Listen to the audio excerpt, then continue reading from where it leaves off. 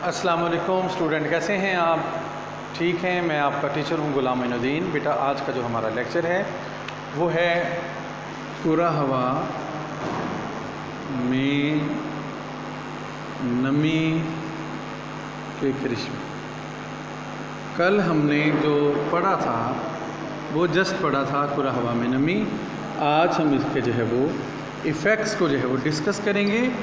कि इसके कौन कौन से इफ़ेक्ट्स हैं। सबसे पहले बेटा जो इसका जो इफ़ेक्ट होता है कुरा हवा में नमी का वो होता है अम्ल तबखीर। अम्ल तबखीर के अंदर बेटा प्रोसेस ऑफ एवेपोरेशन, इसको एवेपोरेशन जब किसी जगह सन रेज या वेदर वार्म अप हो तो जो वाटर बॉडीज़ हैं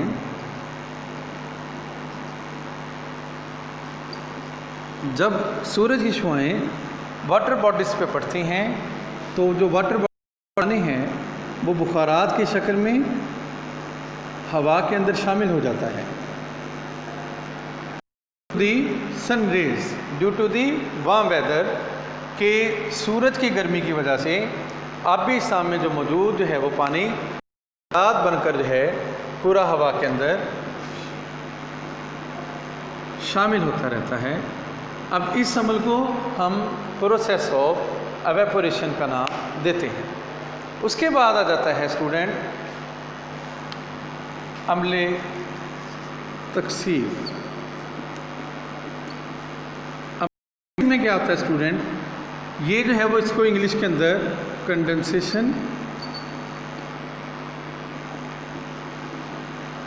अम्ल तकसीर में जो है कि कुरा हवा के अंदर जब कोई टेम्परेचर में चेंज आती है, जो कुरा हवा के अंदर मौजूद आबी बुखारात होते हैं वो ड्यूरिंग दी टेम्परेचर चेंज, ठीक है जी, या due to the temperature change, ठीक है जी, वो जो वाटर वेपर्स हैं, जो आबी बुखारात हैं, वो या तो जो है वो मुंजमद हालत में हो जाते हैं या तो वो जो है वो कतरों की हालत में आ जाते हैं, यानी कि बारिश की हालत में बन जाते हैं। तो उस अमल को अम्ल तकसीफ कहते हैं। यानी कि मैं इसकी आसान डेफिनेशन ये करवा दूँ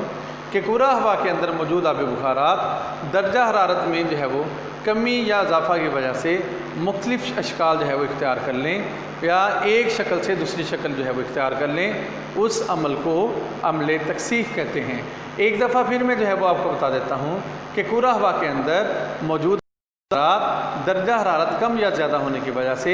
एक शक्ल से दूसरी शक्ल इख्तियार कर लें, उस अमल को अम्ल तकसीफ जो है वो कहते हैं। जो अम्ल तकसीफ है स्टूडेंट वो जो है वो दरजैल तरीके जो है वो, यानी कि जो इसके जो है वो दरजैल वजूहात हैं। एक तो ये है कि गर्म हवा का ठंडी अशिया के साथ टकराना, यानी कि उस टाइम जो है वो, यानी कि गर्म हवा है, वाटर वेपर्स वाली हवा है, आबी बुखारा से भरपूर हवा है, जब वो किसी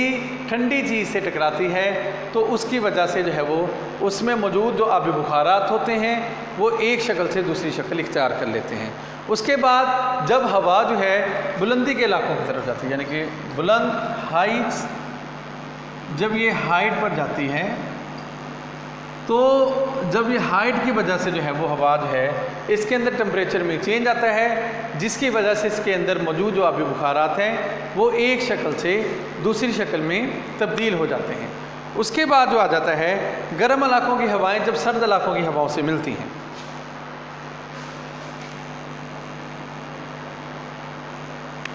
जब वार्म एयर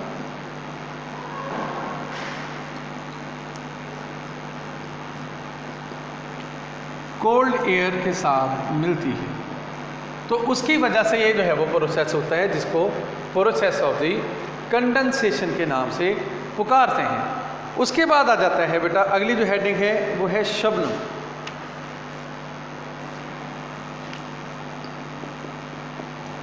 शबनम जो है वो उस टाइम होता है, ये प्रोसेस शबनम का अमल जब दिन के वक्त सूरज की शुआएं सतह ज़मीन पर पड़ती हैं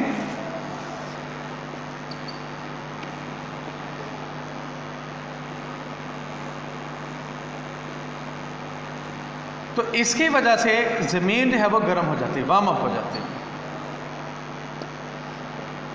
جب زمین گرم ہو جاتی ہے، جب سورج غروب ہوتا ہے تو سورج کے غروب ہونے کی وجہ سے یہ جو ہے وہ پھر ریڈیشن کا عمل ہوتا ہے، یعنی کہ جو جذب شدہ حرارت ہے وہ زمین جو ہے وہ نکال دیتی ہے، جس کی وجہ سے زمین پر جو اشیاء پائی جاتی ہیں وہ ٹھنڈی ہو جاتی ہیں، اور جب بخارات سے بھرپور ہوا، گرم ہوا ان ٹھنڈی اشیاء کے ساتھ ٹکراتی ہے تو اس ٹائم جو ہے یہ عمل جو ہے وہ یعنی کہ رونما ہوتا ہے۔ جو آبی بخارات ہوتے ہیں ہوا کے اندر وہ چھوٹے چھوٹے قطروں کی شکل اختیار کر لیتے ہیں ٹھنڈی اشیاء کے ساتھ ٹکرانے سے، جس کی وجہ سے جو ہے وہ یہ شبنم جو ہے وہ وجود میں آتی ہے۔ اس کے بعد آج جو ہے مونسون کے موسم میں، یعنی کہ جس کو ساون اور بھادوں کا موسم بھی کہتے ہیں، تو اس ٹائم جب یہی حالت ہوتی ہے کہ ہوا بند ہوتی ہے، ہوا تیز نہیں چلتی، جس کی وجہ سے جب ریڈیشن کا عمل زیادہ ہوتا ہے، اب اس کے لیے شرط لازمی ہے کہ ریڈیشن کا عمل زیادہ ہو، ہوا خشک ہو، ہوا تیز نہ چلے، تو لہٰذا اب جب وہ بخارات سے بھرپور ہوا جب وہ ٹھنڈی اشیاء کے ساتھ ٹکراتی ہے، ریڈیشن کا عمل زیادہ ہو رہا ہوتا ہے ساون بھادوں میں، ریڈیشن کے عمل زیادہ ہونے کی وجہ سے ہوا جو زمین کی سطح کے ساتھ، ٹھنڈی سطح کے ساتھ ٹکراتی ہے، جو گھاس جو ہے پارکوں کے اندر لگی ہوئی ہوتی ہے، تو اس وقت جو ہے یہ جو ہے وہ عمل رونما ہوتا ہے۔ جب ہوا اس گھاس کے ساتھ ٹکرائے گی تو اس میں جو موجود آبی بخارات ہیں وہ ننھے قطروں کی شکل اختیار کر لیں گی، یا جو لوہے کی اشیاء ہوں گی تو ہوا اگر وہ ٹھنڈی ہوتی لوہے کی اشیاء رات کے ٹائم، جب ہوا ان سے ٹکرائے گی تو آبی بخارات کی جو ہے وہ شکل جو ہے وہ اختیار کر لے گی، آبی بخارات قطروں کی شکل جو ہے وہ اختیار کر لیں گے۔ اس کے بعد آ جاتا ہے جب سردیوں کے اندر یہ عمل جو ہے وہ بہت زیادہ رونما ہو رہا ہوتا ہے، کیونکہ سردیوں کے اندر جو ہے وہ اسٹوڈنٹ جو ہے وہ سردی زیادہ ہوتی ہے اور ریڈیشن کا عمل جو ہے وہ زیادہ ہوتا ہے، ہوائیں جو ہے وہ تیزی سے نہیں چلتی، جس کی وجہ سے یہ جو شبنم کا جو ہے وہ عمل رونما ہو رہا ہوتا ہے۔ اس کے بعد اسٹوڈنٹ ہم پڑھیں گے پالا۔ پالا کو فروسٹ کے نام سے، فروسٹ پالا اس ٹائم جو ہے وہ بنتی، فروسٹ اس ٹائم بنتی ہے جب کرہ ہوا کے اندر کسی مقام میں جو ٹمپریچر ہے وہ 0 ڈگری سیلسیس سے نیچے چلا جائے، -1 -2 یا 32 فارنہائٹ سے نیچے چلے جائیں، تو آبی بخارات شبنم بننے کی بجائے، قطرے بننے کی بجائے منجمد شکل اختیار کر لیتے ہیں، تو اس شکل کو فروسٹ یا پالا کے نام سے پکارتے ہیں۔ اس کے بعد آ جاتا ہے دھند، اس کو انگلش کے اندر مسٹ بھی کہتے ہیں۔ اگر ہوا میں موجود یا زمین کے اوپر جو ٹمپریچر ہے وہ نقطہ شبنم سے کم ہو جائے،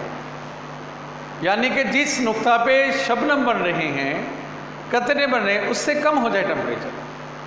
تو ہوا میں موجود جو آبی بخارات ہیں وہ شبنم کے قطرے بننے کی بجائے وہ جو ہے وہ بوندوں کی شکل جو ہے وہ اختیار کر لیتے ہیں، تو اس جو ہے وہ شکل کو جو ہے وہ دھند کے نام سے یا مسٹ کی جو ہے وہ شکل کہتے ہیں۔ اب جو دھند ہے یہ جو ہے وہ کئی علاقوں کے لیے جو ہے وہ بڑی سازگار ثابت ہوتی ہے۔ سمندری علاقوں میں دھند اس ٹائم وجود میں آتی ہے جب ٹھنڈی اور گرم روئیں جو ہے وہ آپس میں ملتی ہیں۔ اب اس کے بعد آ جاتا ہے دھند کے بعد قہر، اس کو فوگ کے نام سے بھی پکارتے ہیں۔ جب کرہ ہوا کے اندر جو دھند ہے، جو مسٹ ہے، یہ زیادہ گہری ہو جائے، ڈارک، یا زیادہ جو ہے دھند جب گہری ہو جاتی، زیادہ گہری شکل اختیار کر لیتی ہے، تو اس شکل کو دھند کی کو ہم قہر کے نام سے پکارتے ہیں یا کورا کے نام سے پکارتے ہیں۔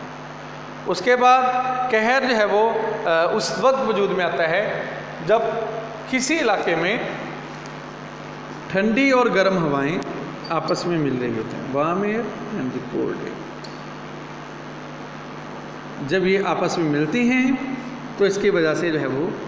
فوگ یا قہر جو ہے وہ مارز وجود میں آتا ہے۔ اس کے بعد اسٹوڈنٹ نیکسٹ ہے انتشاری۔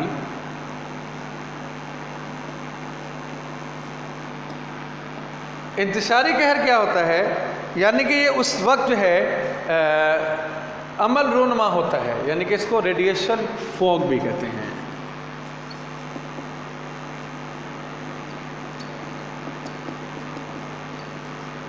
یہ عمل اس وقت رونما ہو رہا تھا جب عمل انتشار بہت زیادہ ہو رہا ہو کرۂ ارض پر، ٹھیک ہے جی، کرۂ ارض پر عمل انتشار زیادہ ہو رہا ہو تو اس ٹائم یہ جو ہے وہ انتشاری قہر رونما ہوتا ہے، اور یا جب ٹھنڈی اور گرم ہوائیں آپس میں ملتی ہیں، یا سمندری علاقوں میں جب ٹھنڈی اور گرم روئیں